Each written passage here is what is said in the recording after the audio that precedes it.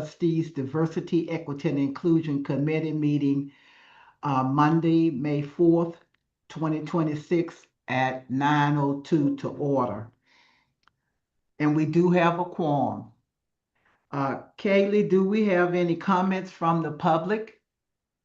No one has signed up in advance. Is there anyone on the call who would like to make a comment? I'm not seeing anyone.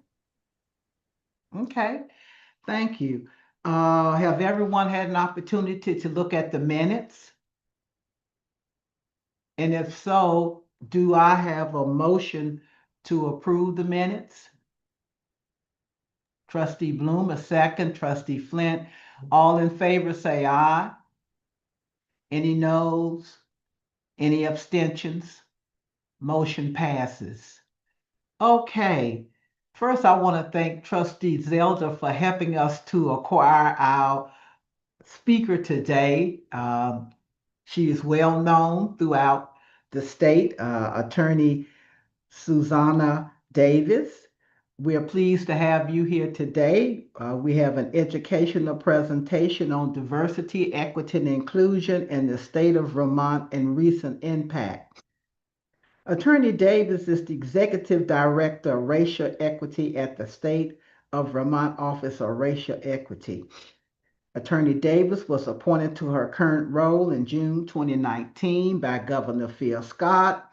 She works with state agencies to identify and address systemic racial disparities, ensure that equity goals and objectives are incorporated throughout the state operations, and providing strategic and policy guidance on equity issues.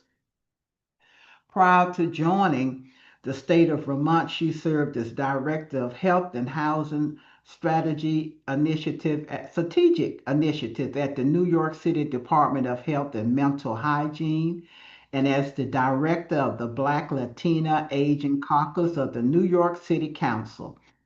She holds a Juris Doctor with a concentration in international human rights law from New York Law School, where she also directed a civil liberties education program for low-income youth and youth of color.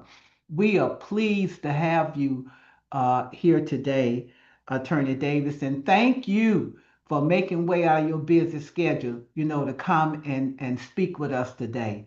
So you could take it away. Do what you want to do. So I open the floor up to you. Thank you so much. Actually, it's my tremendous honor and pleasure to be here with you. Thank you for the invitation. Thank you for creating this space for yourselves and for being intentional about continuing to populate it with people from around the state. I'm really appreciative to be here today. I don't have any slides prepared. I have found myself lately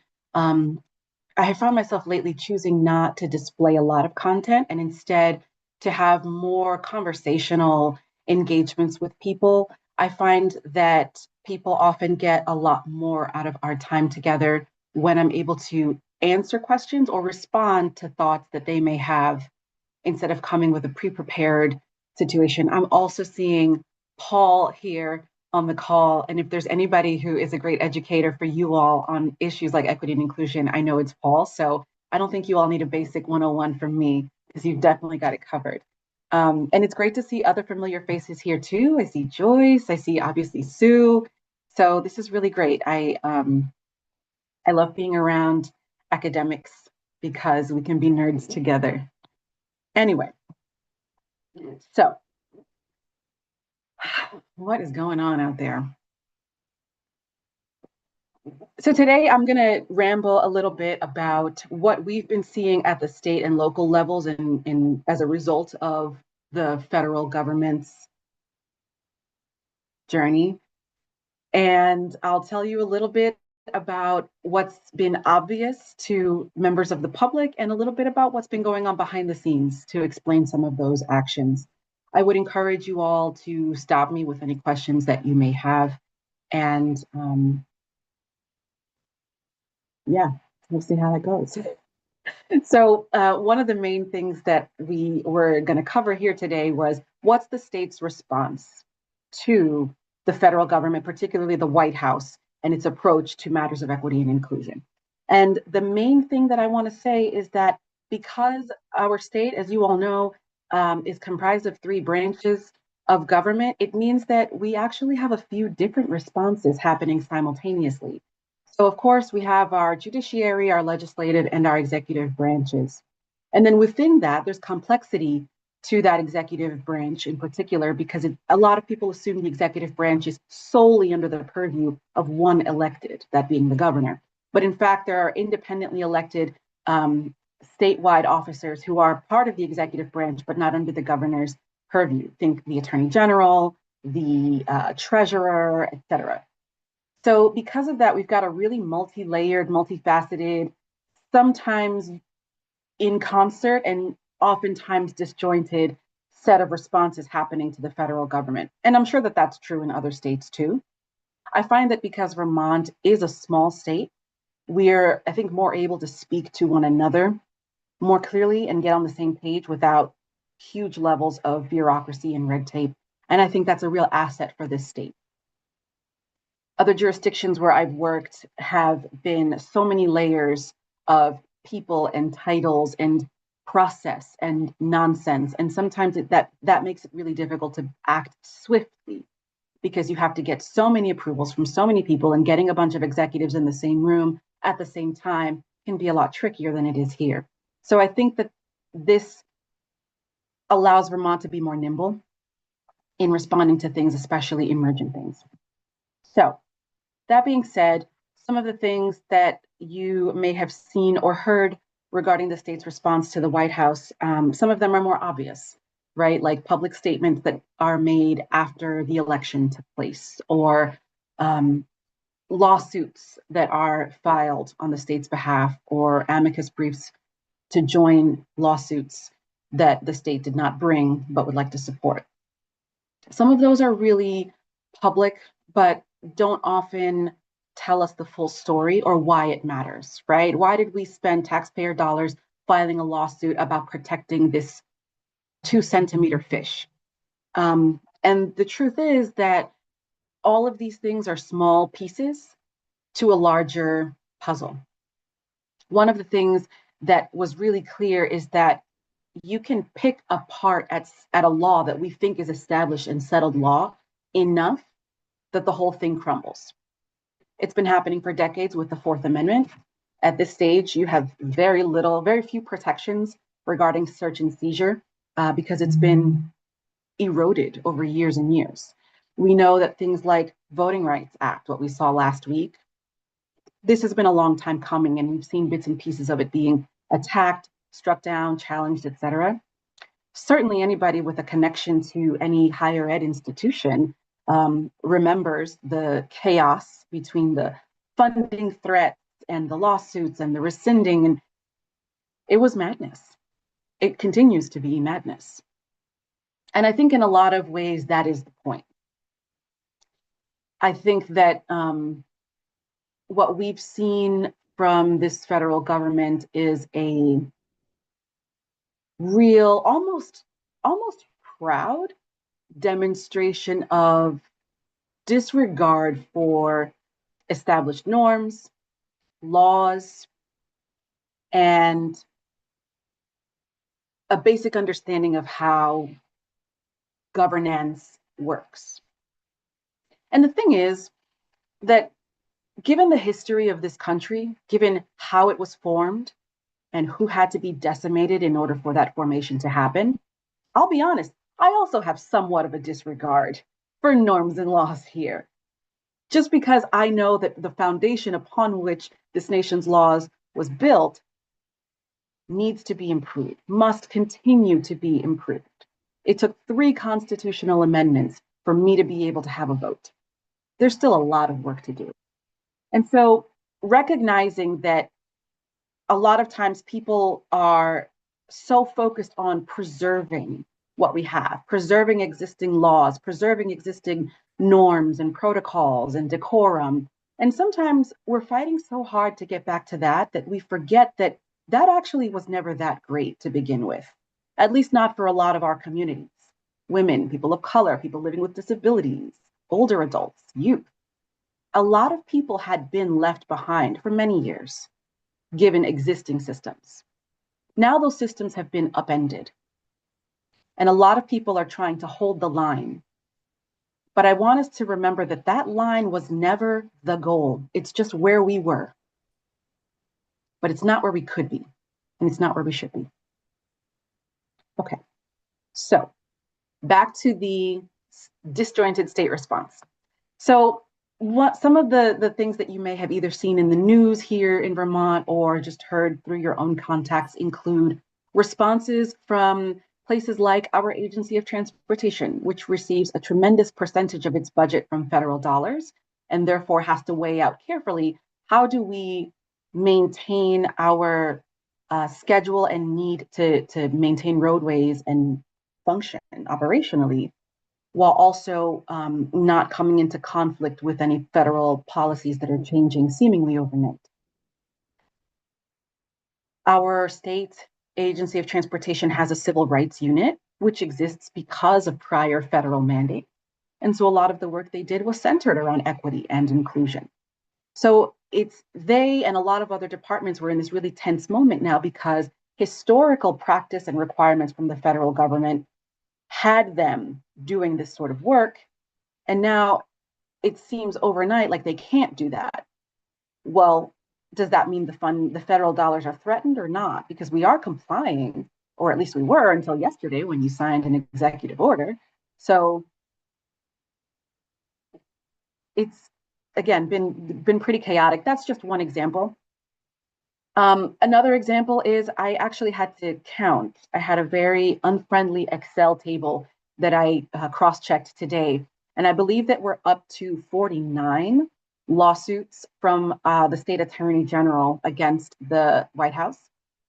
And I will say really transparently that there have been mixed responses to that. Some that have been really, really positive and grateful for that level of attention and action and proactive action. And then we have also heard others who have said that taking proactive measures like that has put a target on the state's back vis-a-vis the White House and the federal government. So we're starting to see the disagreement and the differences in approach to how to engage with the federal government. Do we lay low, keep our heads down, try not to make waves, or do we come out swinging because it will be supportive of other states doing the same and also will garner support from other states who also want to participate in these actions? And what you all may have noticed, particularly in the academia space, the higher ed space, is that a lot of the suits against the federal government about these policies have been successful. All it takes is just a modicum of pushback. And some of these policies were rescinded, walked back, or amended overnight. So one of the positions that Vermont and other states find themselves in is it's difficult to know whether this is one of those situations that just requires a tiny bit of pushback, just a little flick of the domino, or whether this is something that's really going to be a significant fight. And part of the reason that it's hard to understand that calculus is because we're dealing with a federal government that is headed by a curated selection of people who are somewhat unpredictable. It's a really volatile environment. So being able to strategize is important, and it really does take a multi-sectoral approach. It means that all of the branches of state government have to really lean into doing their part. Each one has a function. And so I want to tell you a little bit about what we've been seeing. Of course, you heard already about Attorney General Clark's, yes, we also have a secretary with the last name Clark, so sometimes I confuse myself, about the Attorney General's suits. And I can share a link with you all afterwards where you can find a complete list, an updated list of where all of those things are stored. But I also want to talk a little bit about what others are doing. I have personally participated in helping colleagues from other departments and agencies do things like amend their language for federal grants. And that feels awful. We hate that. Absolutely hate having to change language and find other euphemistic and vague ways to say things that we know need to be said, just to avoid getting caught in the crosshairs of these kinds of battles. And I'll give you one example that's just strange and comical. Our office, the Office of Racial Equity, was attached to a grant. It was a multi-year grant that involved several departments around the state. And it was a non-competitive grant. So there were a number of other states that also received these federal grant funds. And we received a notice, the state of Vermont received a notice saying, your grant has been flagged because you use certain of the forbidden words, and you are going to have to make some changes or we'll pull your money. And one of the words was racial, and one of the words was equity. And you can't have a list of your participating departments include the Office of Racial Equity without saying the words racial or equity. So that's one of those situations that was like, it doesn't even matter what the nature of the work is. Our very title is flagged, which means really by federal standards, our very existence is a problem for them. And so, sure, there are some things that you can do. You can change some language, but how do you change the name of an office that's been codified in state law? You have to name the supporting agency, right? You roll it up. So now it's support from the Agency of Administration. It's things like that that create more work, more headache, and just honestly unnecessary busy work for people in state government who'd much rather be doing the actual substantive core work that we're talking about. But these are the small and large maneuvers that states all over the country are finding themselves having to make. Certainly, you all know as well, in higher ed, this has been a huge issue, and a lot of the institutions that either did or did not comply with these federal mandates have since been thrust into a tailspin of saying, well, did we comply too soon? Did we do the right things? Did we go too far? Now it's been rescinded. What do we do? How do we make people whole after we cut program funding or changed our admissions and enrollment policies or renamed centers or endowments? So a lot of people, of course, have been passing around notes on tyranny, and I think that this speaks to one in particular about complying in advance. It is very easy for people to say, well, the important person who sits in the important room signed a document, and so now suddenly that's law. And it's really not that simple. And that's why we have a system of checks and balances, because it can't possibly be that simple, that one important person sitting in one important gaudy room can possibly change so much so quickly. And so one of the things that was really important in those first few months was helping people recognize that an executive order does not always mean the law is suddenly different. And that things have to play out in the courts, other statutes have to be amended, other programs have to be amended, and oftentimes that takes time. So the way that we respond cannot be you say jump and I say how high. We have to be able to make sure that what is being contemplated or what's being decreed is actually going to stick. And what we've been finding, particularly with this administration, is that a lot of it doesn't stick. A lot of it doesn't stick. It's bluster, and it works in other ways. It's effective in other ways because it creates a chilling effect for people. Even if this executive order doesn't stick, even if this law gets struck down, even if the Supreme Court shocks us all and disagrees with the White House for once, at the end of the day, a lot of these things are still creating a chilling effect for people not to continue doing important work going forward because they recognize it's going to continue to be attacked and undermined. And so how do we insulate against that? How do we continue to motivate ourselves and our peers to continue doing good work despite the chilling effect that they may be experiencing? That part is hard.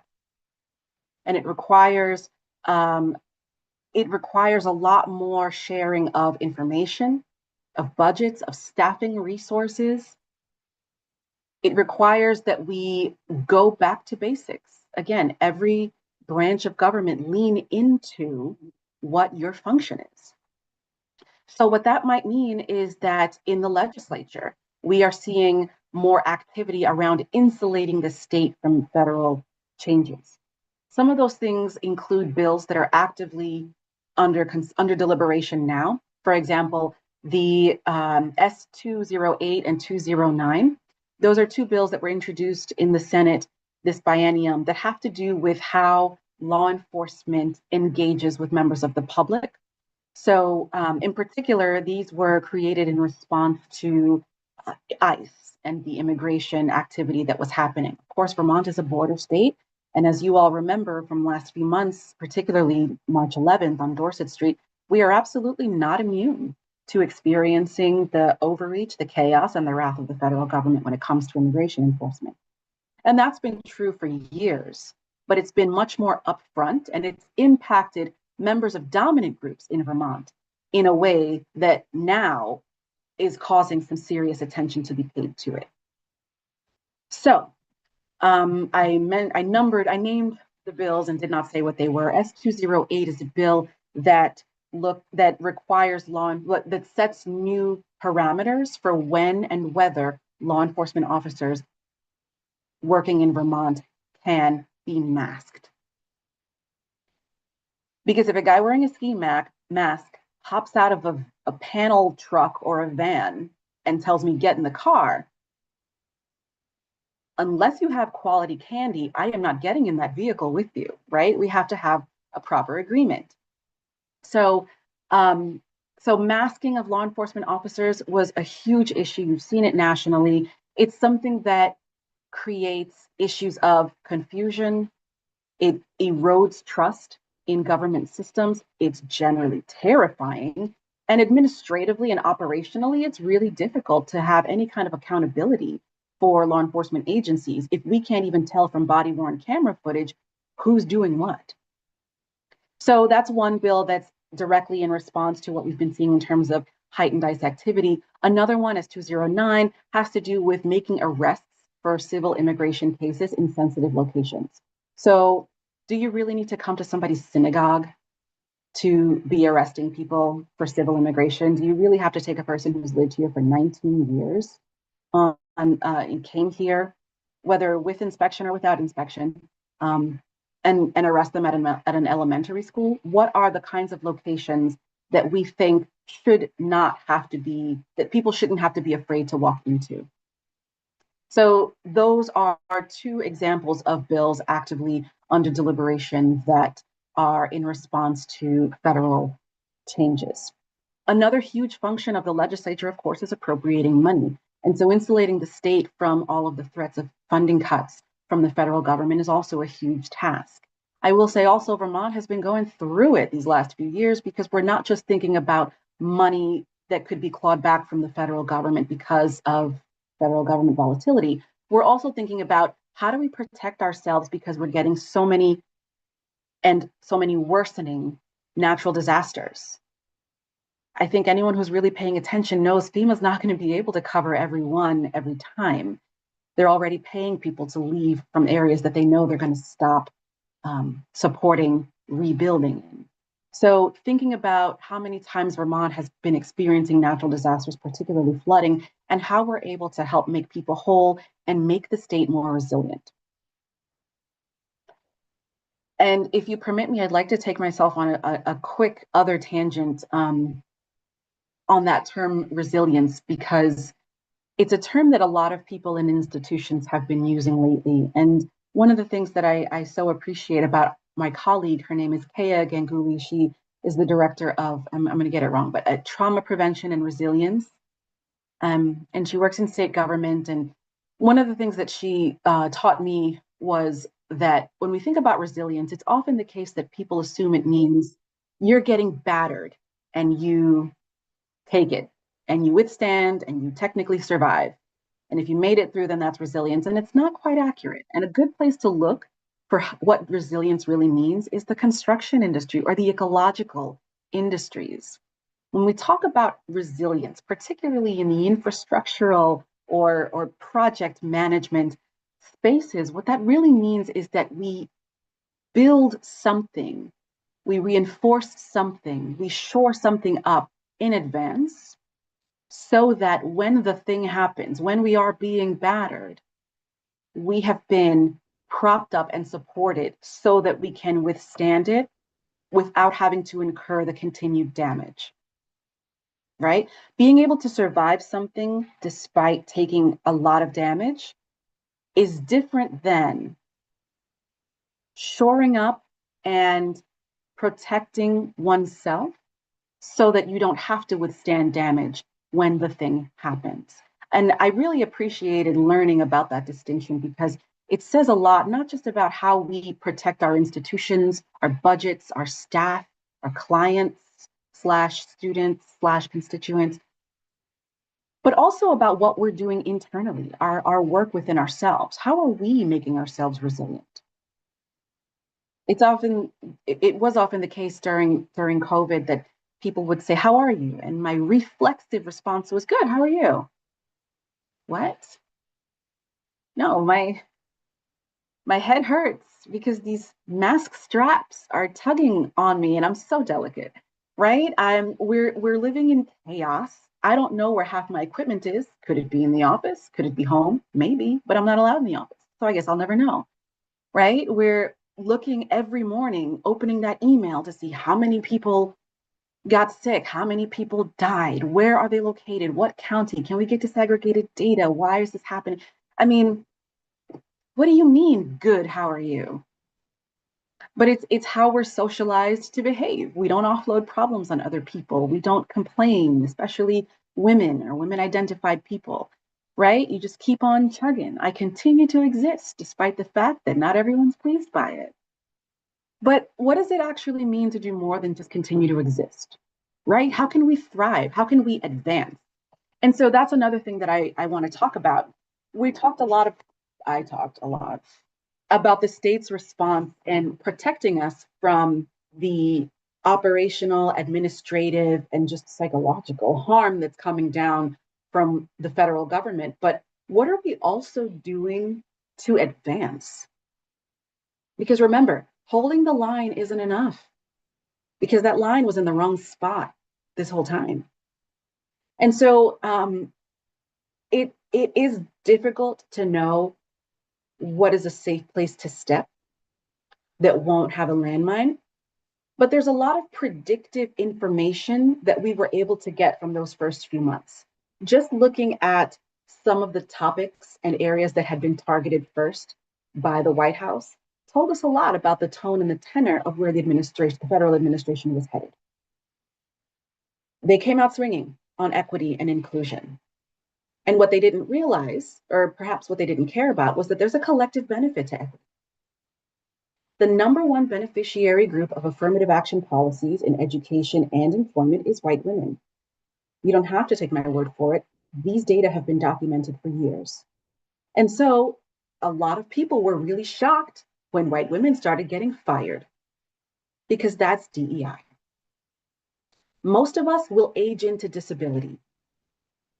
So when we start rolling back protections under the ADA, when we start rolling back protections for people living with disabilities or choosing not to enforce them at the federal level, okay, great. But then when you find yourself using mobility aids, when you find yourself needing coverage for, I don't know, glasses, which are a disability aid, but most of us don't think of them that way because they're so ubiquitous, right? When each of us ages into disability, we will then suddenly realize what an inaccessible world we live in. And by then, who will be around to protect us? Well, for one, we have a state human rights commission, and that matters so much, and it always has, but in particular now, because there's a lot of work that is not being pursued, a lot of cases not being brought under federal law or using the support of federal enforcement agencies that can be brought with the state. So being able to protect our Human Rights Commission is really key. And even if there are certain protected categories that may be suddenly unprotected at the federal level, Vermont still has state-specific protections for people, and that really matters. I do want to make a quick note about protected categories. I feel compelled to whenever I mention them because a lot of people don't realize this, but protections for human rights based on category apply to everybody. And that's why it's important that we recognize them as protected categories and not protected groups. I will give you an example. I am a woman, I am a person of color. I fit very clearly, just using those two facts, into demographic groups that are protected by race, ethnicity, and sex. But if I were a Caucasian man, I would also fit into those same groups. Because if I'm a Caucasian man and I'm getting discriminated against because I'm a man or because I'm white, I still fit into that protected category, right? Because race is a category. Granted, it was made up by white people and we're still dealing with that, but it is a category.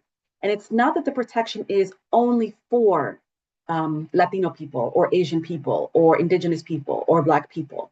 It's not that the category is only for women or women identified people. It's not that the category is only for people living with disabilities, or it's not that the category is only for people who are Muslim or Jewish or veterans. It's if that is a factor impacting the way that whether or not people are denying you civil liberties or reasonable accommodations, then you count.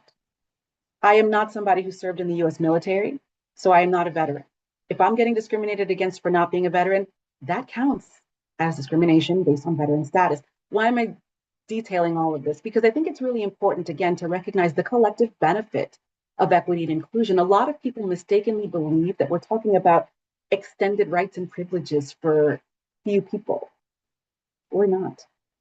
We're talking about the protection of rights for all people. It just so happens that some of us are having our rights violated much more often than others. And so we end up having to utilize and rely on those systems and protections much more often. But as we saw with rollbacks of equity and inclusion and affirmative action policies, everybody can be harmed. And people are often very surprised at how broad that impact is. We've heard this before. This is the curb cut effect.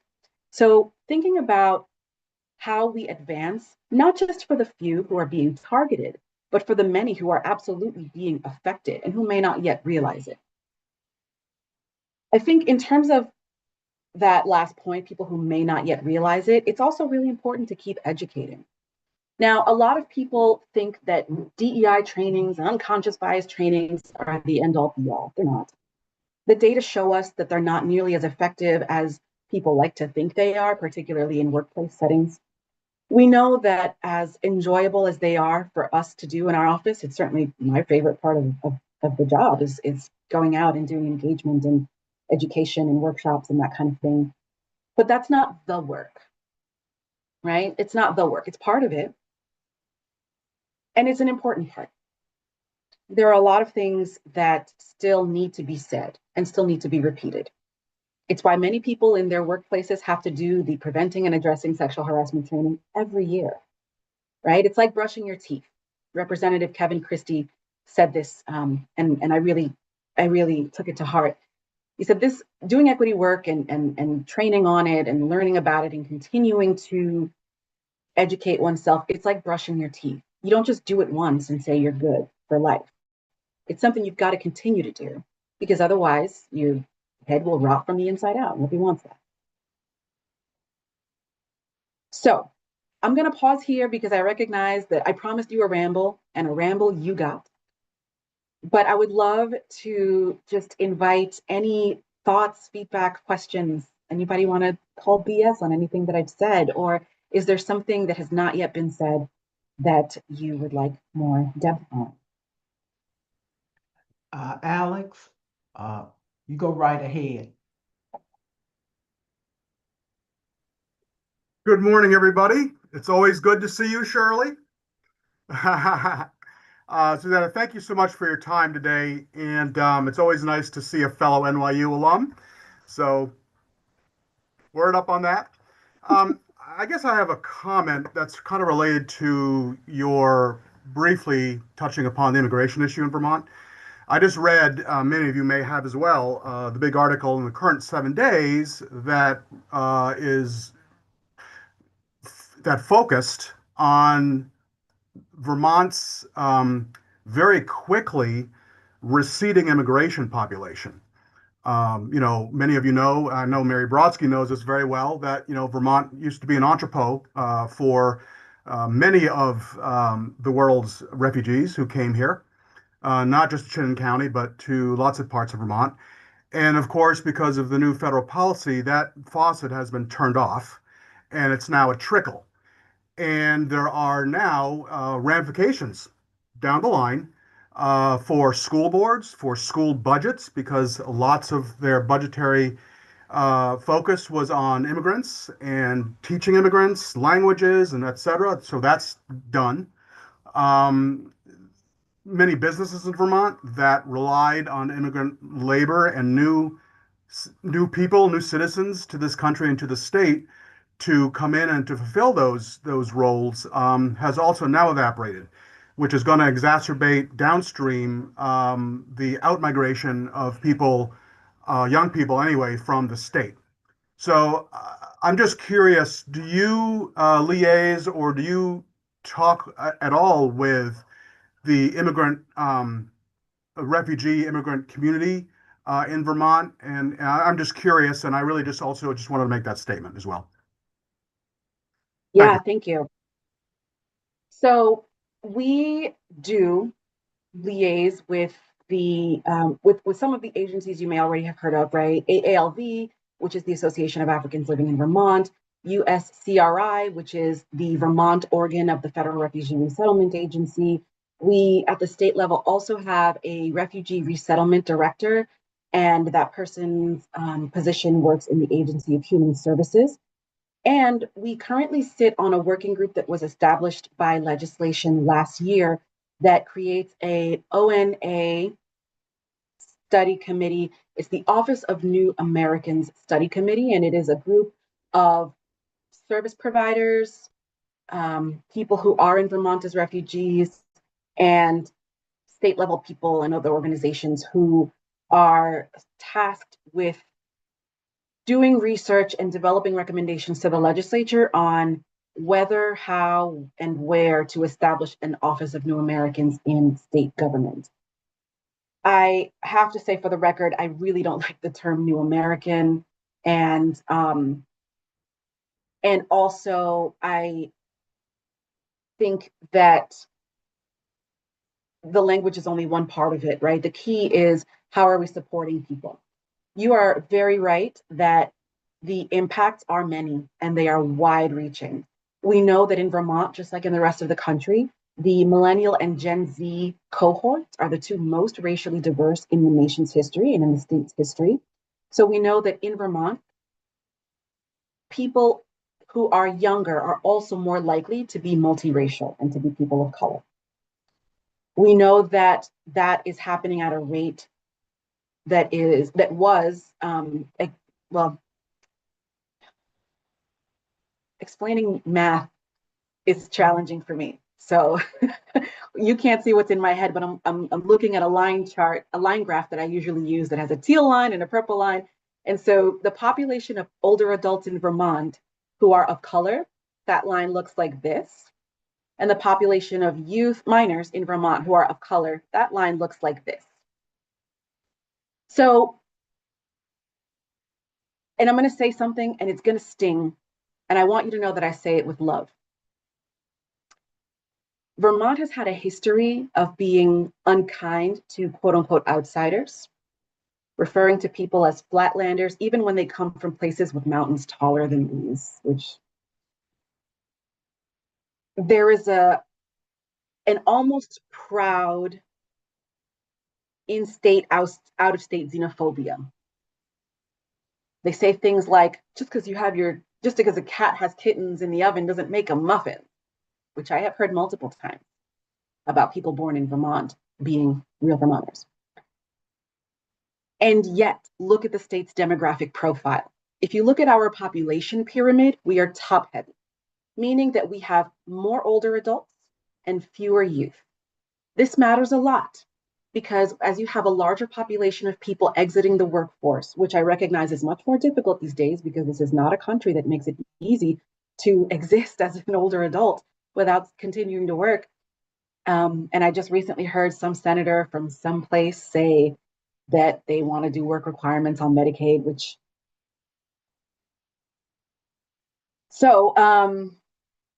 where was I going? Where on earth was I going with this? I'll find it. Hold on. Demographics. Demographics. So if you look at our demographics and you look at the growing number of people who are exiting the workforce and the lower and lower number of people in Vermont who will be joining the workforce because there are fewer young people, this is the part that might sting a little. Vermont needs outsiders way more than outsiders need Vermont. Because if I want to go to a place that has cold and skiing and white folks, I could go to Colorado. There's a lot of places I could go, right? I choose to be here. I want to be here. I deliberately uprooted my life to come here. And so what I need from the people here is the recognition that my presence, the presence of people who come here as refugees, the presence of everybody in Vermont, particularly those who are of color, is helping the state continue to exist and continue to survive. And so that's what's going to help keep schools open. That's what's going to help keep people in the workforce. That's what's going to help keep us running. I always hesitate to express it in these terms because a lot of times when people talk about welcoming immigrants to Vermont or welcoming refugees, they almost always default to, we need more workers. So yeah, we've got to have more immigrants. And I promise you, we're more than just bodies on a factory floor. So also balancing the fact that when we're here, we're part of the fabric of the community. You can't have it both ways. You can't have your Taco Tuesdays and then also, and I say that with tomorrow being Cinco de Mayo, which by the way is not the Independence Day, just have to say that public service announcement. You can't love your Taco Tuesdays and then also be hella racist against Latino people. This is not how, can't do it, right? So thinking about how that has slowed down in Vermont, we are at a precipice. We continue to have a statewide demographics crisis, and the interplay between the federal government and its immigration policies vis-a-vis the state's needs for demographic support, those can't coexist. Immigration is an issue not just for the federal government, but for Vermont in a very real way. I will also say that one of the things that we work on a lot is language access. And I tell people often, you don't just want to plan for the people we currently have. You want to plan for the Vermont that we want to see in the future. And so what that means is that it's not just about saying, well, we're going to do what's minimally required to serve the 12 people here who need this, but rather to be able to say, we want to have a growing and thriving population. We may not have a lot of people who speak this particular language, but we know we intend to, and we know that we soon will in the future. Let's get it started right now. Let's have it ready.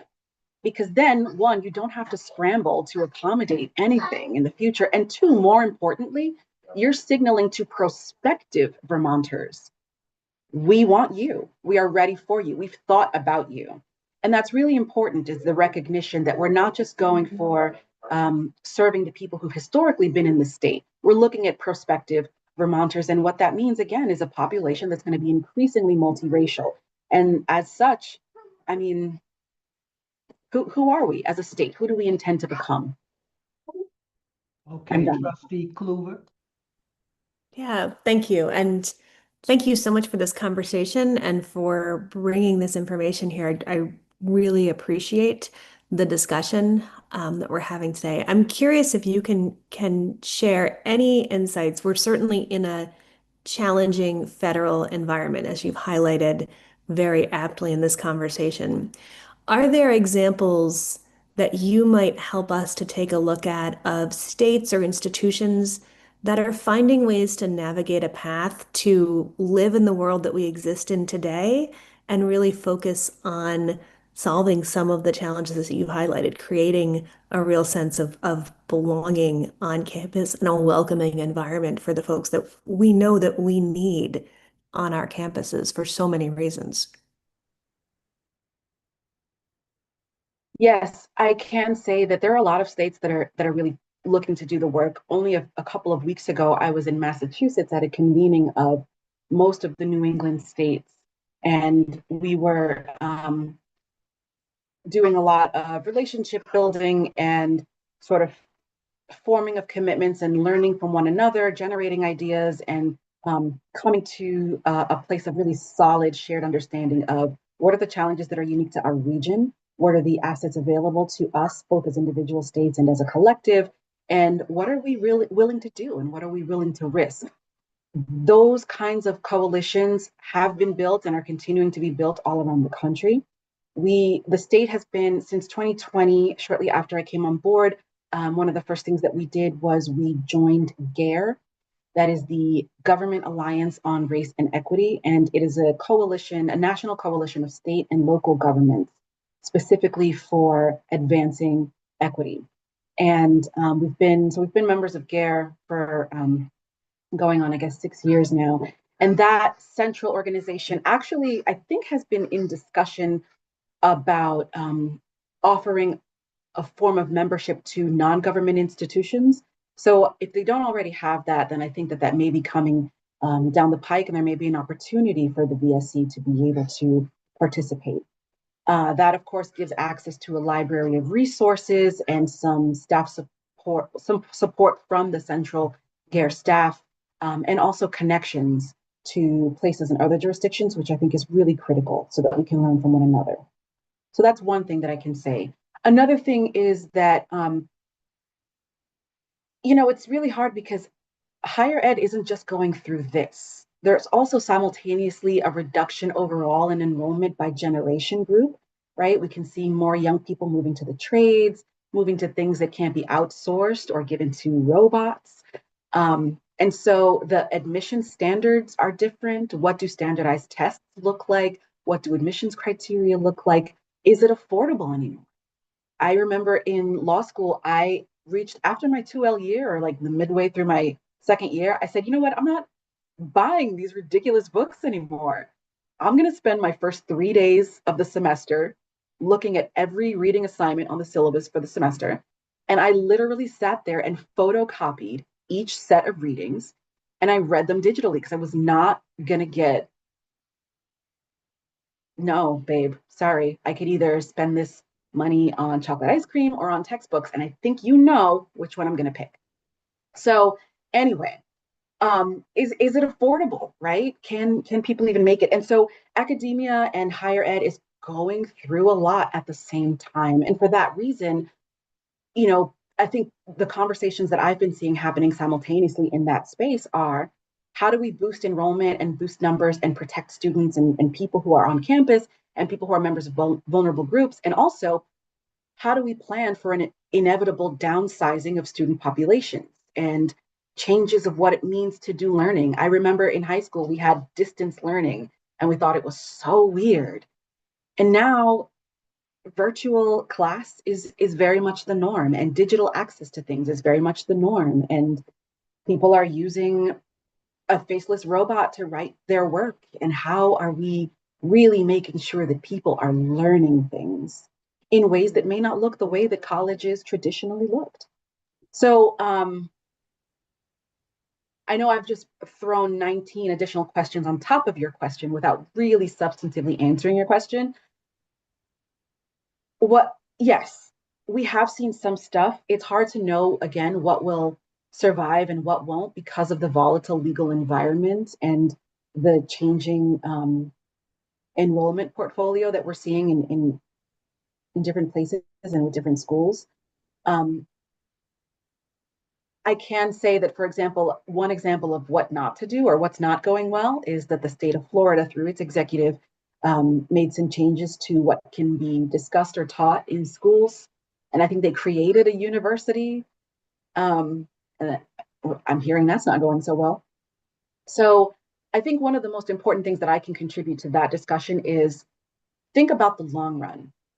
what's going to stick, what's going to withstand, not just when we get through this period of chaos, but beyond. And I think about that a lot with, believe it or not, with terminology. It seems like every couple of weeks there's a new acronym to discuss Black and brown people, and I don't need more euphemisms to categorize myself. I just need us to do the work of civil and human rights, and then you won't have to keep finding new fun ways to discuss us. It's the euphemism treadmill. We see this in a lot of spaces. It's how we went from crippled to handicapped to disabled to differently abled to people living with disabilities. We keep sanitizing the language over and over again because the new term takes on the same connotations as the previous ones because we're not actually materially improving the circumstances of the people we're discussing. We're just finding new ways to talk about them that make us feel better about ourselves. We can see the same trajectory, for example, with bum, street homeless, panhandler, unsheltered person, rough sleeper, right? It's because we're not actually doing what matters as quickly and as decisively as we should. And so we keep having to find new euphemistic language to try to buoy dignity for a group who we are still treating in an undignified manner through policy. So I don't know how I even got on that tangent, but oh yeah, what's going to stand the test of time? So one of the things that I have seen and advised on with the legislature is when you add language to bills, be thoughtful about what you're using. Are you using terms like BIPOC or NBPOC or what have you, and codifying that in law? Are these terms that are really gonna last?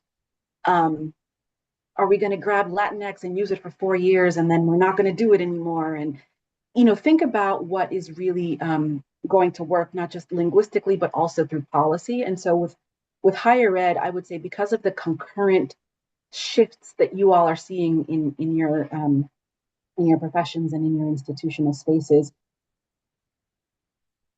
I think that what's going to work is going to be what's driven by the need of the communities you're serving. And that if that means that future generations need to see an educational landscape that maybe looks different than the ones we came through, okay, how can we continue to ensure rigorous instruction and genuine learning without having to box people into what we think is a sort of correct but perhaps antiquated understanding of what stuff is. And I am what they refer to as a geriatric millennial. That's a real term. I am flabbergasted. My flabbers are gasted, but evidently that is what I am called. And so I am in a strange position because I am part of the half of my generational cohort that is considered a digital native, but also my hand craves to write things down. I know how to write in cursive. I think people should know how to write in cursive. I don't know. At what point am I being unreasonable by saying that's not how we did it when I was a kid, right?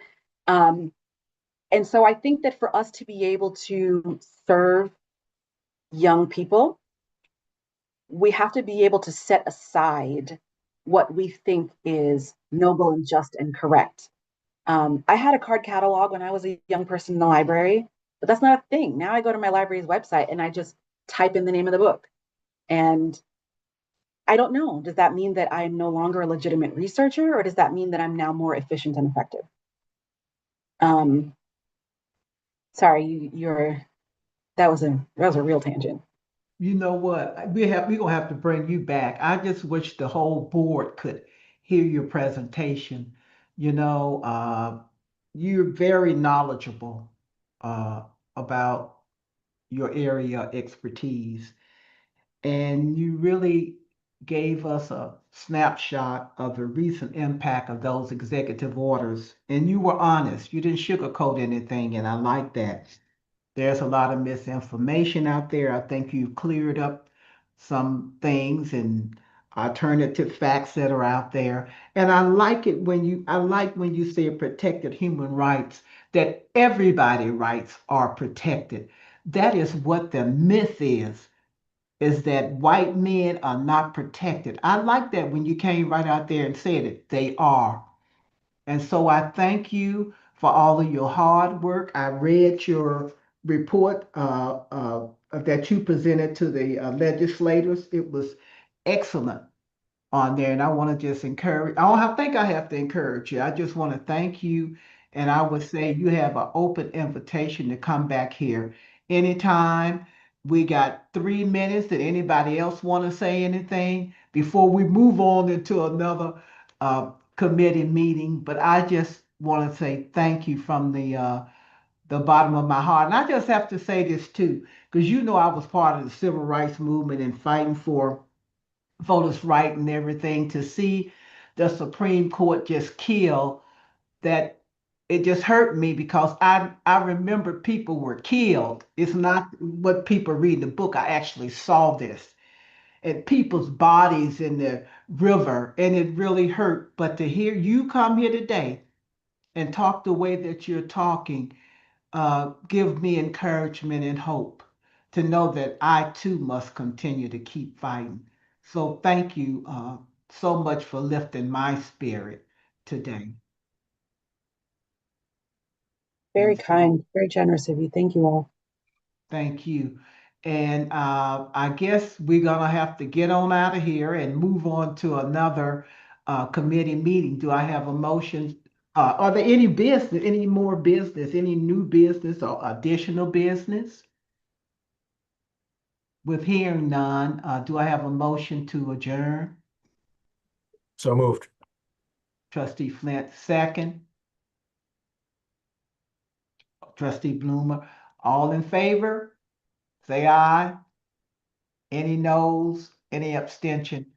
Thank you all very much for attending this meeting, and thank you, Attorney Davis. I really appreciate your presentation. Thank you. Pleasure. Thank you so much.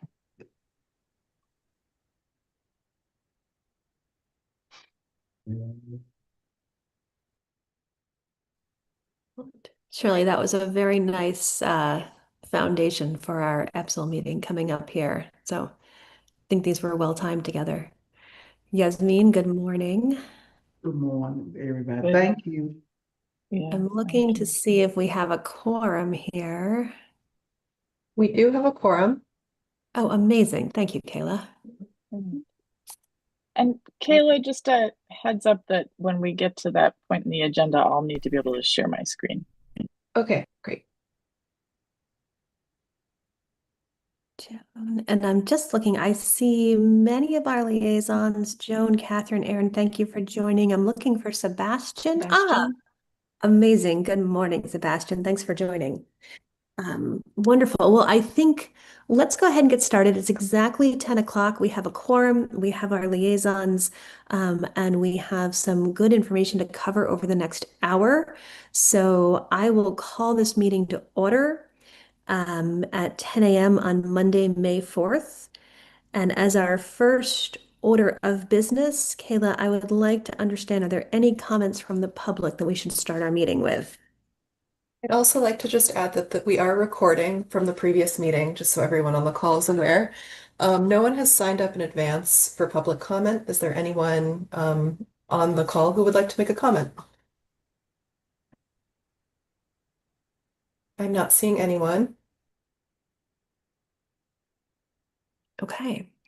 Um, our agenda today, we will be spending the bulk of our time talking primarily about the results of the Policy 101 program review and the continuous process improvement. We also have some recommendations for faculty emeritus status and a recommendation for the VSC faculty fellow, which is always a terrific meeting every year. I love it when we get to hear about some of the good work of our faculty and celebrate that in our committee here. We will start though with approval of the minutes. So I would ask for a motion vote to approve the EPSL action and review items from the minutes of the joint committee meeting on February 16th, 2026. Those were included in your packet. If I could get a motion for approval, please. So move. Excellent. Thank you, Trustee Jefferson. A second, please.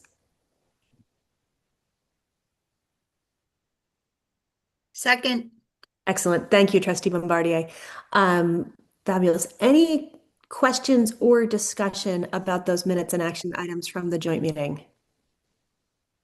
Seeing none, all those in favor of approving the minutes as they were represented in the packet, please say aye or signal with your hand. Aye. Aye. Fabulous. Any opposed? I have to abstain because I wasn't present for that meeting. Understood. Thank you. That will be noted. Any further abstentions? Okay, seeing none, we will mark those as approved. And let's move into the main focus of our conversation today, which is EPSL's annual responsibility for reviewing the results of the academic program review and continuous improvement. So this is per policy 101. And this year is the first time EPSL will be reviewing results since the system transformation and the launch of Vermont State University. So Yasmin, if I could invite you to give an overview of the policy 101 process and launch us into that discussion, please. Yes, happy to do it. And just I wanted to say a personal welcome to Trustee Kosenska. It's been a while since I've seen you, but it's nice to see you again. So policy 101, the board has had a policy around program review and continuous improvement process for quite a while now. And the essential approach is something that was redesigned collaboratively across the system with faculty and academic leaders going on quite a while ago, but substantially before transformation. And it was meant to anchor work around continuous improvement. The EPSL and the board last looked at the policy and updated quite a bit of the policy in 2024 and reaffirmed the board's standards for academic program review at that time and definitions of high quality programs. So the policy is, and the work all continues to be centered in this way around evaluating programs, how they're meeting new student needs, regional needs, state needs, programs, quality programs that are really integrating liberal professional career study, that are staying current with information as it evolves in our world today, and how programs are aligned with workforce.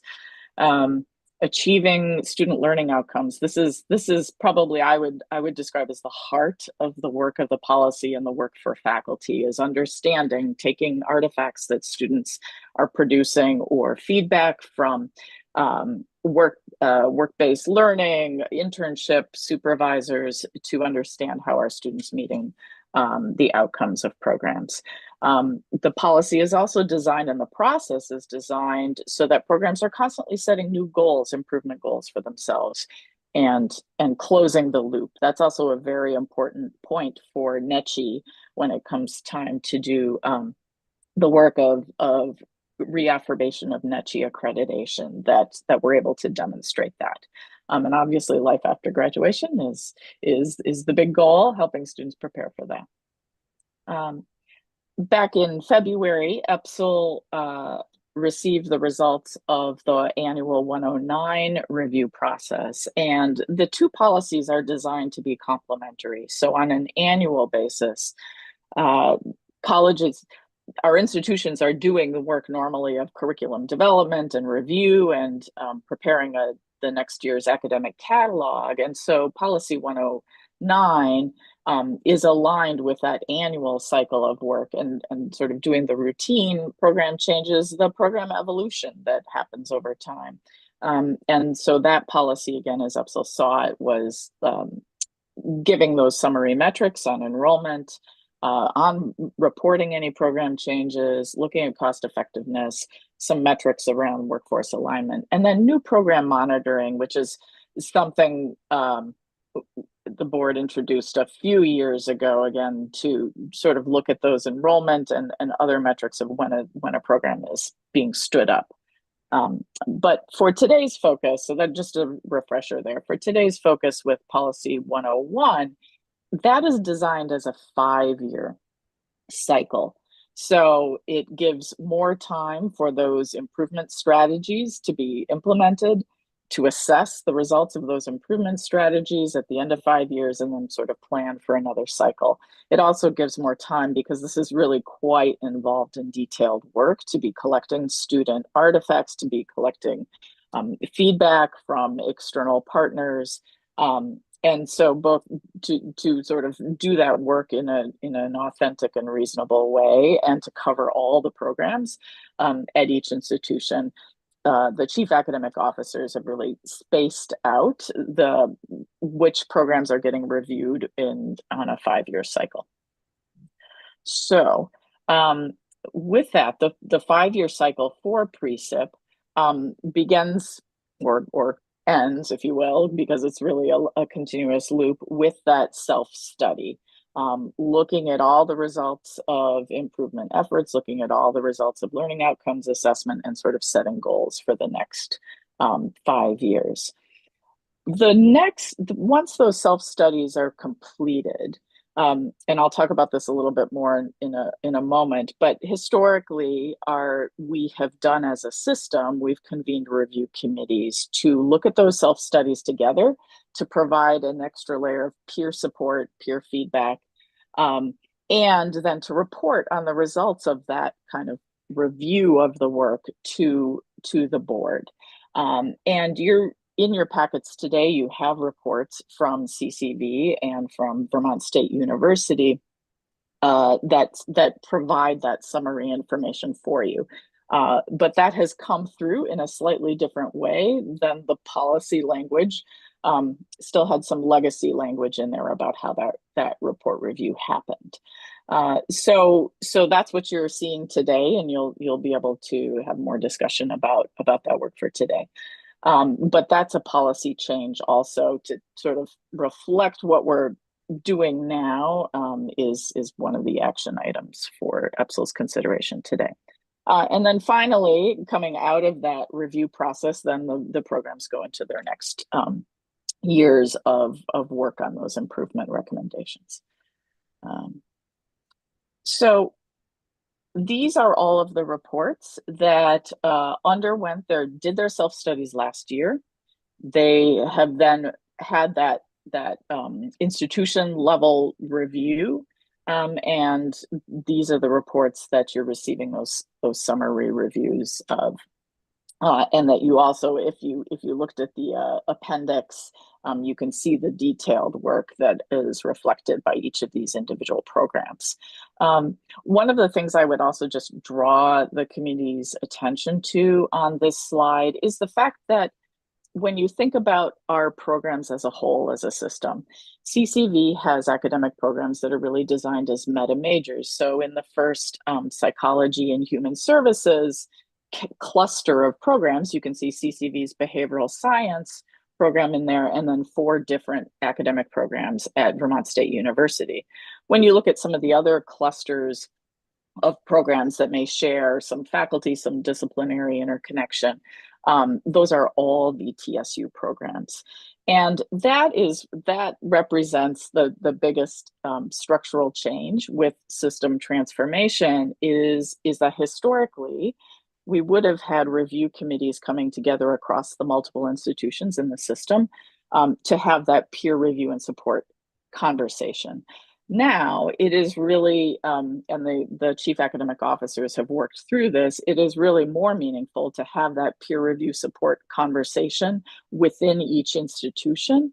CCV does this through their academic council and their associate academic deans supporting all programs working on Policy 101. And Vermont State University does that through its school dean leadership structure and their Center for Teaching and Learning Innovation. So that's what you're seeing today. Also, just as a sort of look ahead, here are the programs that are right now as we speak, working on writing their self-studies. Again, you can see the kind of distribution of programs. The Health and Exercise Science Cluster has one CCV program, but otherwise, again, we're talking about VTSU programs. And then finally, the next cycle that our chief academic officers have identified for programs writing self-studies they will be launching in the coming academic year. So with that, I will pause and see if there are any questions, or perhaps go back to the, I don't know if there's anything that people want to see a little bit more, or just stop sharing. And I'd invite questions from my colleague, but I wonder, Yasmin, if you can maybe talk for a minute about this. So we've talked about this is a 5-year review cycle. So this is a very long-term, deep look at our programs.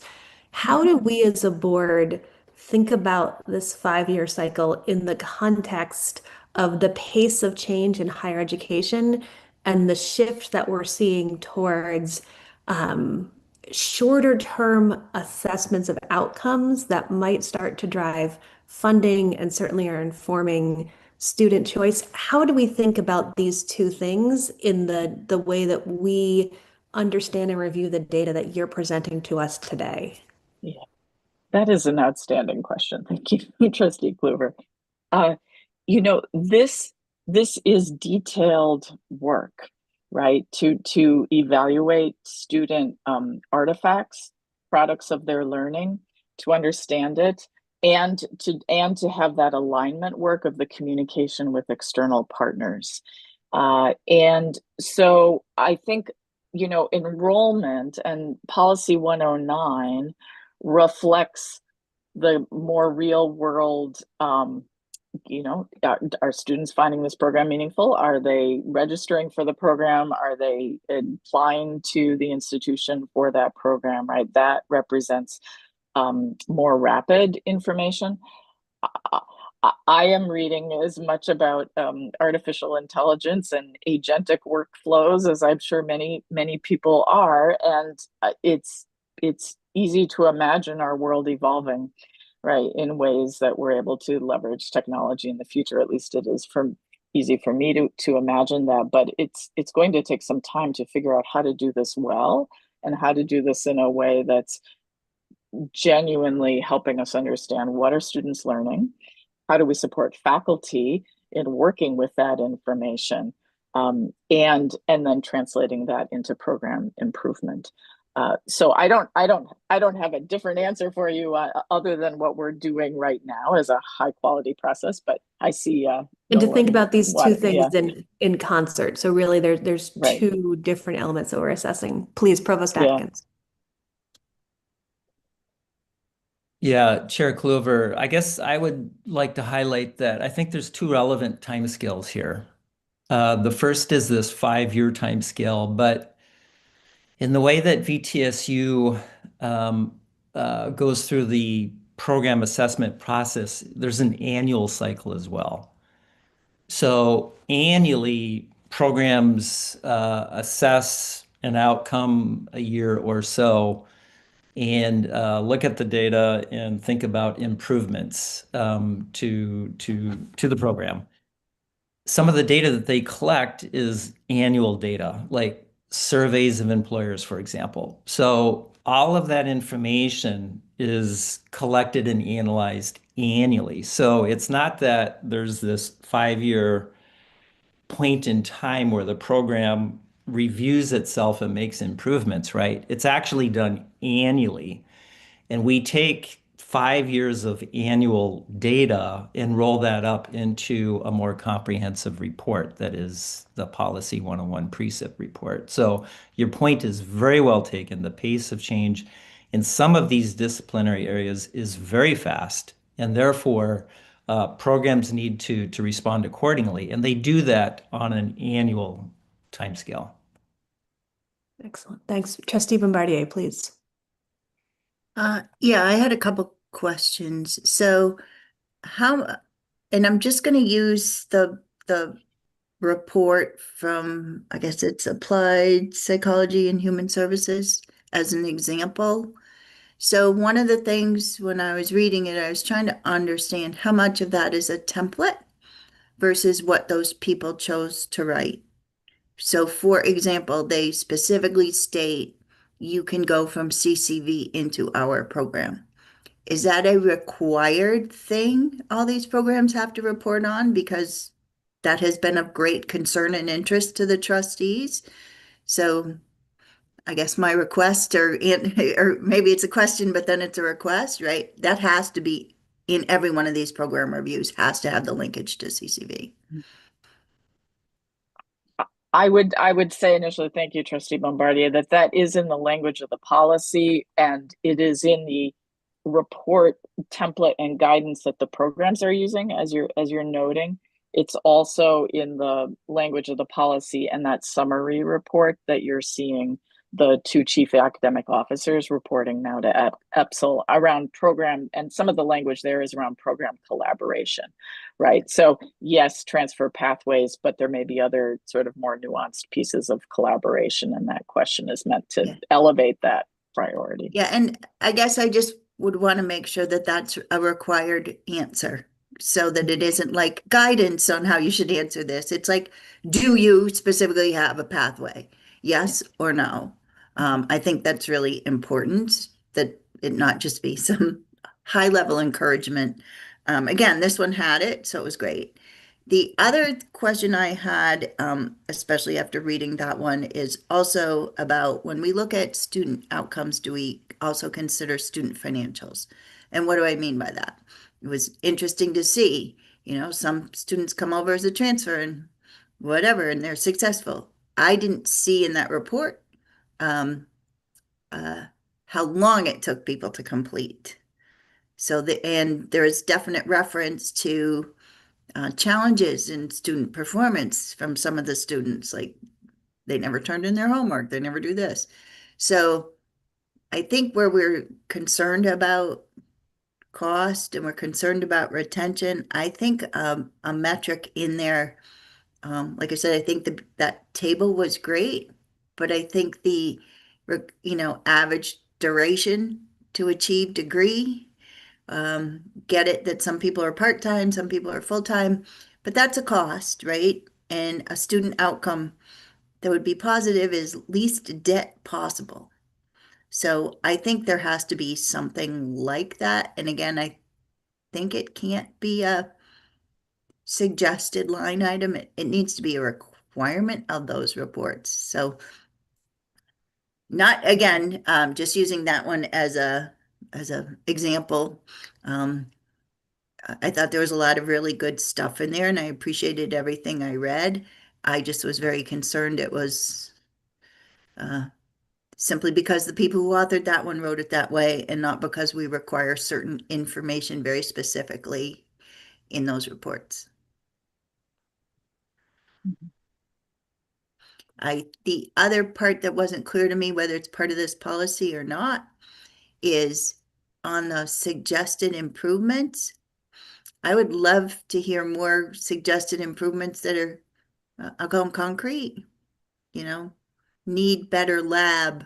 They did mention things like having more in person versus online, etc. But I think more specific would be great, because it should flow into facilities budgets or other kinds of budgets. I think that would be a good thing to add. And then the other piece that I think falls into this that I didn't see, but maybe wasn't applicable, is there anything about the program other than, I'm going to call it general student readiness, that is making kids fail, or students fail, excuse me, not kids? Meaning class XYZ is extremely difficult and they're all flunking it.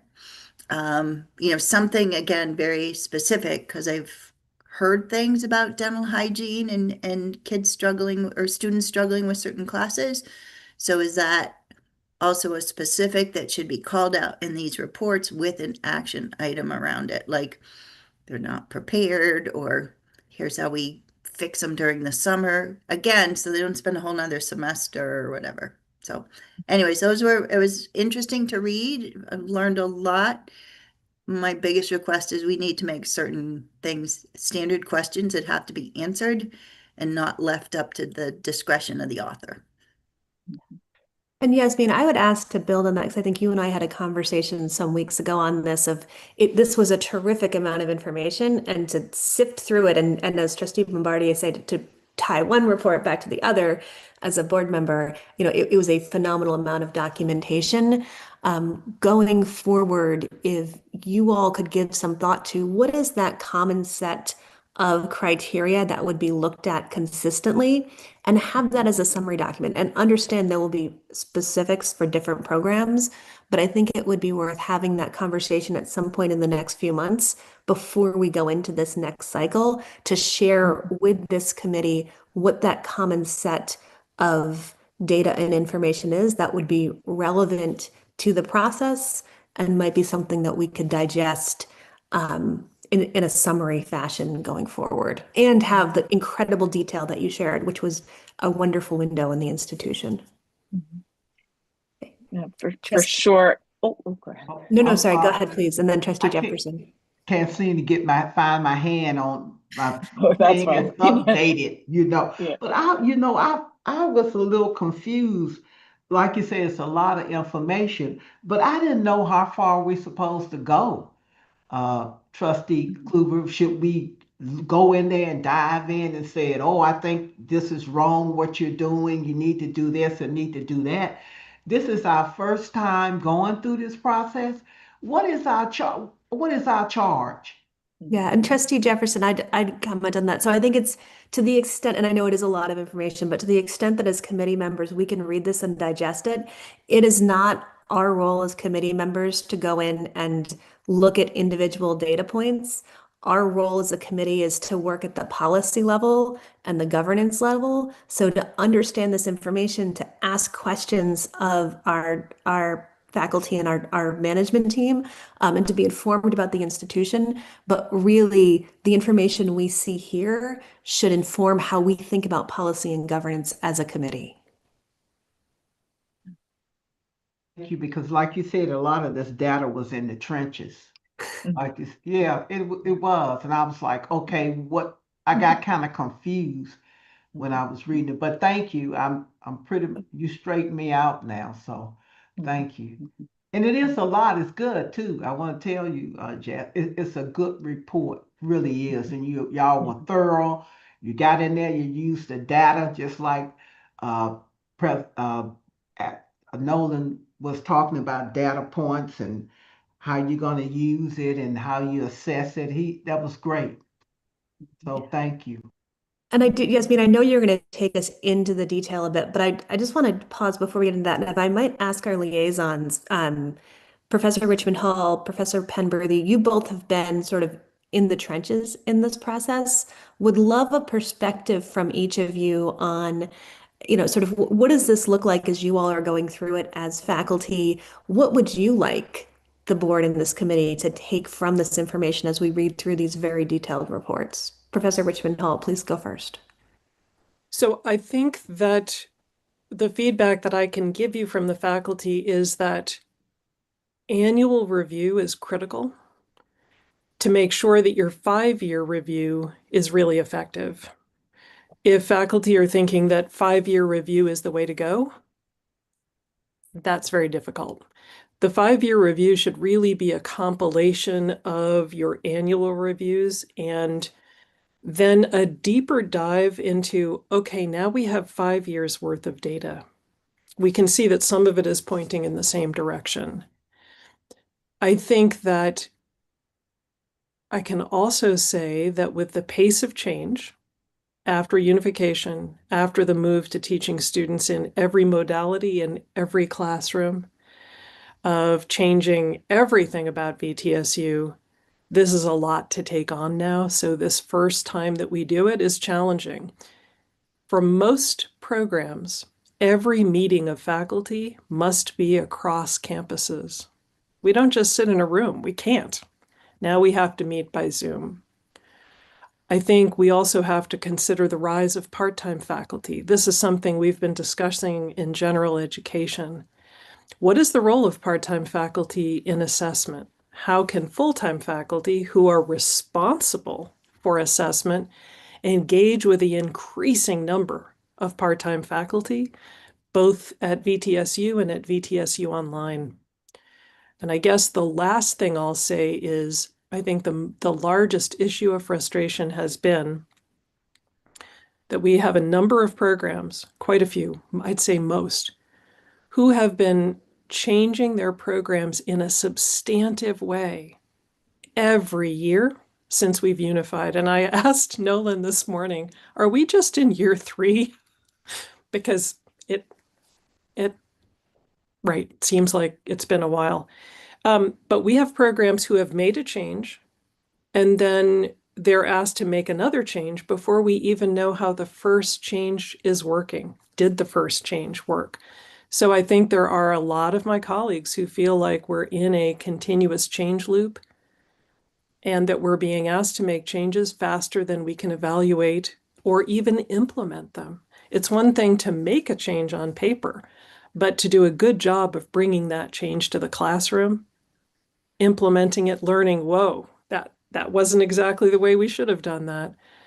That's a lot. So I think that the pace of change is frustrating us because we're being asked to change and change again before we evaluate. Hence the importance of annual evaluation, which allows programs to make the point to you all in the administration. Wait, you just asked us to change that and you haven't given us a chance to look at it, and now you're asking us to change it again. So those are some thoughts from the faculty side. I will say that it is incredibly important, my last point, to have assessments, because at the pace of change we're all working at and at the level of complication, this morning I've spent an hour trying to straighten out problems my students are having with a platform. The platform won't accept submissions today. What do I do about that? We do need an opportunity where we say, wait, let's take a look at the larger picture. Let's get out of the weeds and think, is it working? So it's critical. Thank you. Thank you for that. Professor Penberthy, anything you might add from the CCV perspective? Thank you. Excuse me, Trustee Kluver. Yes, I'd be happy to add.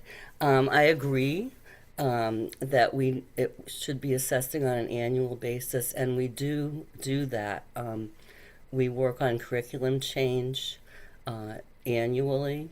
We meet with our advisory board annually, and we look back at our goals from the previous precept report annually and look at how we're meeting those goals. Right now, and I just want to point out, as people know, I think that we're all part-time faculty, so the curriculum committees are the ones that really oversee the evaluation of all these programs annually in communication with the part-time faculty.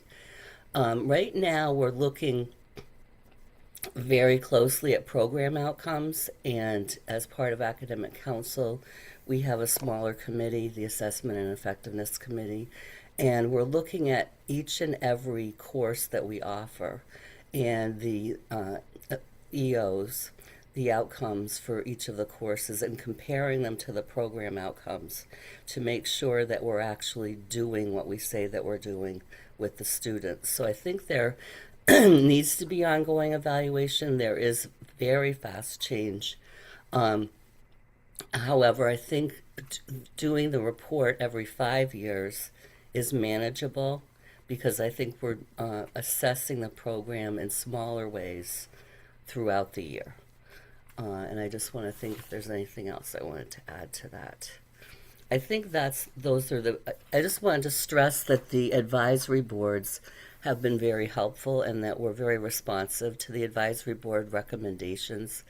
And in this time of quick-paced change, what we're finding is the advisory boards are really telling us that the students need the skills. They need the communication skills, the problem-solving skills, the conflict resolution skills, the leadership skills, the critical thinking skills, and that they're okay with doing the specific training in the field once the students are prepared with those skills. So that's one thing that I think we can focus on across the board in all of our courses.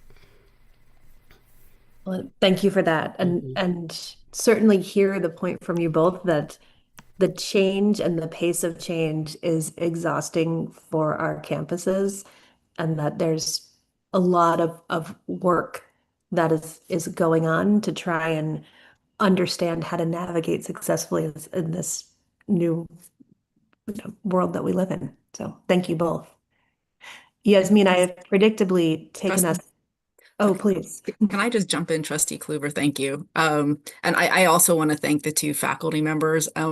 It is heartening to see that our faculty members continue to do this program review and that every year. I just want to note that we do have 814 faculty members across the system in full-time and part-time. And as you've just heard, Trustee Kluver, our part-time faculty members are just as involved as our full-time faculty members in conducting these kinds of reviews of our curriculum. One thing I'm going to ask the presidents, President Judy and President Berg, please pass this along to incoming President Coleman, is, I'm hearing about the pace of change and this, and I'd like them to really review that and see how we can ensure that this process is also a priority for our faculty across the system. So thank you. Excellent. Thank you, Chancellor. And Yasmin, please, back to you. Oh, well, I was just so to kind of close the loop on some next steps. The kinds of metrics that Trustee Bombardier was originally asking about, some of those are embedded in the report template that guides the faculty work, and so I think that sharing that with the committee and having the institutions also think about ways to summarize that information, we've got a very good foundation. I think things like course drop, failure, withdrawal rates, right? Those small intermediate metrics, and then potentially some of the other longer term metrics that Trustee Bombardier was talking about. The other point I would add to this conversation is to just help us all remember that you only improve your teaching, you only improve outcomes for students from a place of respect and trust and understanding that is genuinely the shared goal. And metrics can very quickly escalate into things where people feel like there's a gotcha. They don't have the opportunity to sort of understand what's behind a metric. And so I think we have a process designed largely to support that. I know I am a part-time faculty now teaching at CCV this semester, and there's a wonderful social science rubric that I am using. I've embedded in with one of my assignments to help understand how my sociology students in Intro to Sociology are achieving learning outcomes for that behavioral sciences degree. And it's incredibly supportive of my own reflections on my teaching. So I think that's, we want to make sure that whatever we're doing to sort of summarize this and present it forward and support all of that work, we're staying true to the real intent here, which is to improve our programs and our student outcomes. Yes, certainly understand that data is just data and the context is critical, and appreciate the focus on helping the board to get a more consistent set of data so that we can ask informed questions. Professor Penberthy, please.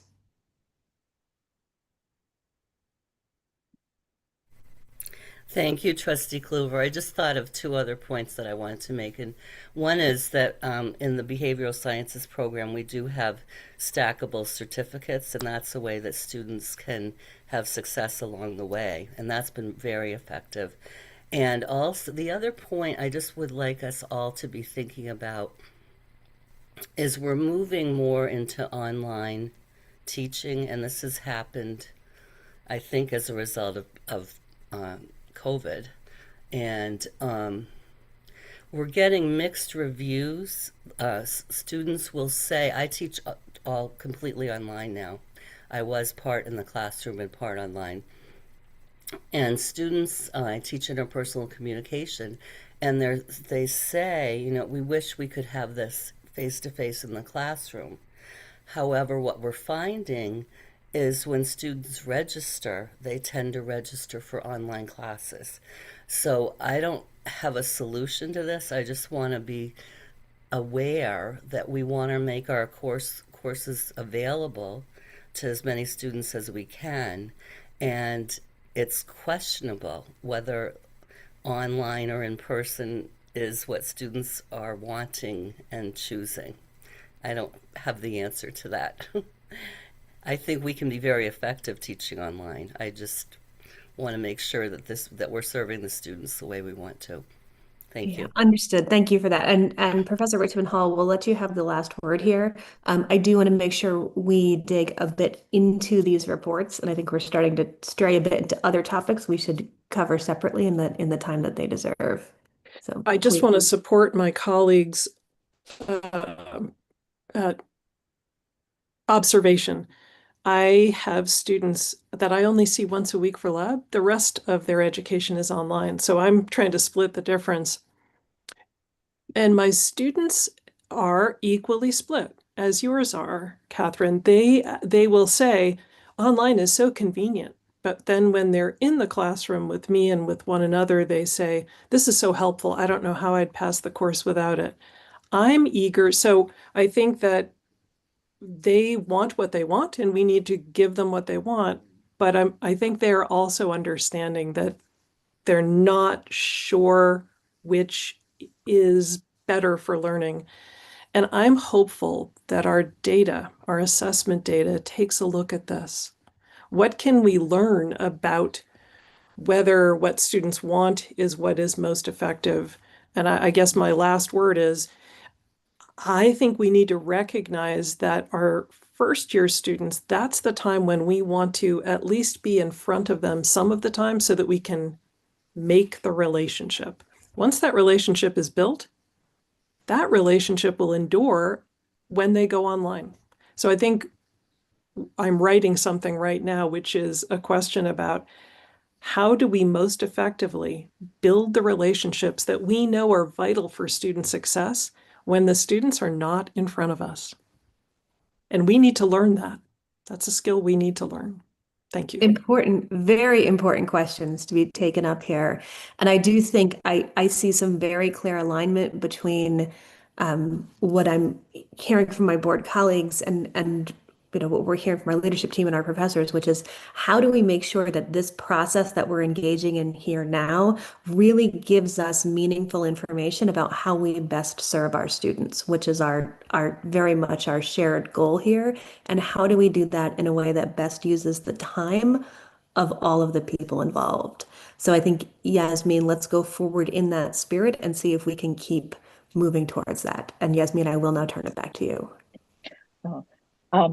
I think at this point, if you wanted to go further into the individual reports or the take up consideration of the policy change, I think you have a little bit of time to do those. Yeah, and I think let's pause for a minute. Yasmin, if you can frame, Trustee Jefferson asked, what's the role of the board here? So we're going to ask the board to make a motion to approve a path forward. Before we move past this topic, can you just share what are the expectations of the board here so that we make sure that if there are other questions with that expectation in mind, board members have time to ask them? Sure. I would say that, like policy 109, these are policies that the board has established to say this is the work we expect. These are some of the standards or the framework around which we expect to see this work, and our job is really to review and assure that the work is happening, right? So I think the board, in the two reports, you see the sort of recommendations for improvement. You see the recommendations around collaboration, right? That is meant to be the sort of high level summary of what is each institution expecting to happen. And so I think that's probably the most appropriate place for EPSL to spend its time is understanding those improvement recommendations, collaboration recommendations, asking questions about those. And then otherwise confirming that, yes, we're doing the work we should be. Excellent. In that context, any further questions from committee members before we move on to formalizing a change to the policy going forward? A procedural change.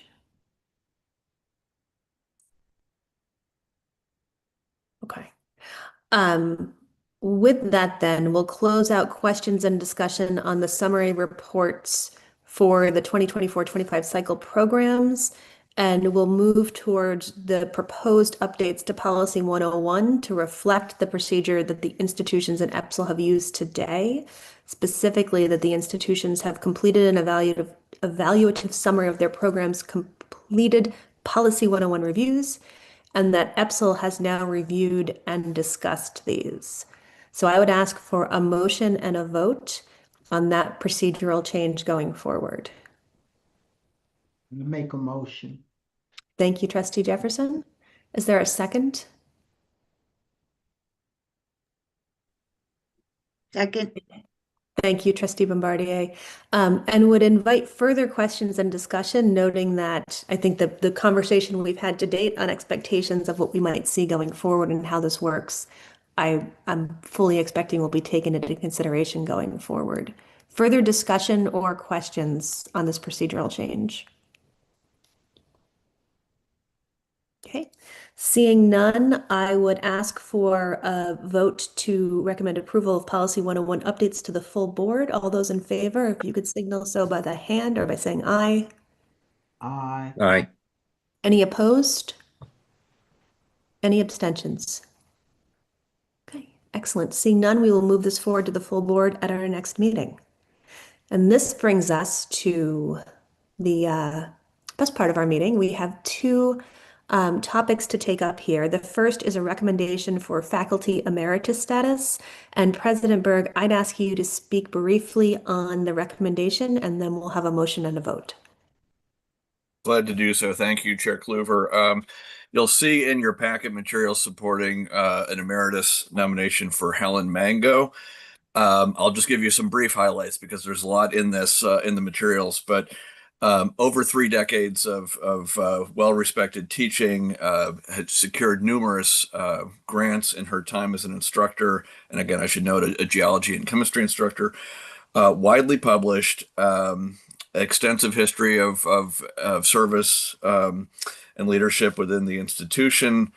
And notable that there are letters of support for this from both current and past colleagues, from students, staff members, and community leaders alike. Helen's continues to be a real contributor to the broader community. She was a Castleton-based instructor, and I'll just tell you one anecdotal fun fact about her that I don't think reflected in all of these materials, although maybe referenced in the letters, is I've gotten to know Helen as the singer of the national anthem at our home hockey games for men's and women's teams. And as you know, those teams constitute a number of international students. And each year, Helen will learn the national anthems of every student represented on those teams, and finds a time over the course of the season to perform each of those anthems, which is incredibly appreciated by, as you can imagine, by those players who are here with us. So anyway, I just highly recommend this nomination. And as I say, the materials I think are pretty inclusive, but happy to take any questions. I have a question. When she retired in 23, what did she retire as? What was her title as far as a professor? The reason why I'm asking is because I know the way that some of these things are done when a person is retired, they get a resolution voted on by faculty at that time to be emeritus when at that time. So I'm just curious about when she retired. You say even following her retirement in 23, she continued to do work at the university. So what was her title? Mm-hmm. I believe, and I'll look to Provost Atkins or others. I'm stalling for a moment in case anyone needs to do a deep dive, but I believe her title was professor at the time of her retirement. Yeah, to clarify, her rank would have been full professor. Yes. Oh, okay, Yeah. great. So now she'll be emeritus. Professor Emeritus, correct. Okay, thank you.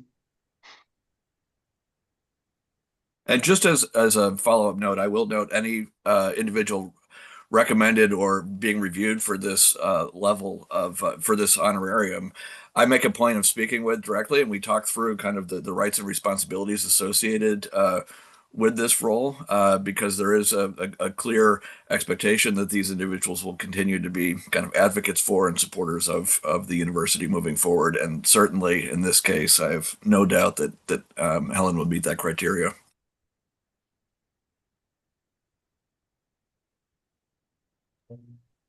So given that, I would invite a motion and a vote to recommend to the full board awarding faculty emeritus status to Dr. Helen Mango per the draft resolution in the packet. I'll make a motion. Excellent. Thank you, Trustee Jefferson. Is there a second, please? I'll second that. Excellent. Thank you, Trustee Kozenska. Thank you. John is fine if we get stuck. It's okay. Thank you for that. Any further discussion before we vote? Okay, all those in favor of the motion to recommend the full board approval of faculty emeritus status for Dr. Helen Mango, if you could signal so by raising your hand or saying aye. Aye. Aye. Excellent. Any opposed? Perfect. Any abstentions? Terrific. The motion carries, and we will move that forward to the full board. Thank you for that conversation and that presentation, Dr. Berg. We will now take a look at the recommendation for the VSC Faculty Fellow. We have a nomination for the VSC Faculty Fellow, Dr. Alexander Strokavanov, in accordance with the collective bargaining agreement with the VSC Faculty Federation. This is a topic we get the privilege of taking up every year. And I might ask Dr. Berg, if you have any comments or additional thoughts you'd like to share beyond what's in the packet before we take this up. Yeah, I would just simply say I feel Dr. Strokanov is very deserving of this recognition. As you'll see from his materials, has been regularly published, is well regarded as an international scholar. Internally is known for organizing our annual academic excellence conference. It was a chance to spotlight the work of our faculty across the university, and is especially appreciated by students for many of the international educational opportunities he provides and that they take advantage of. So support this nomination. Excellent. Thank you for that.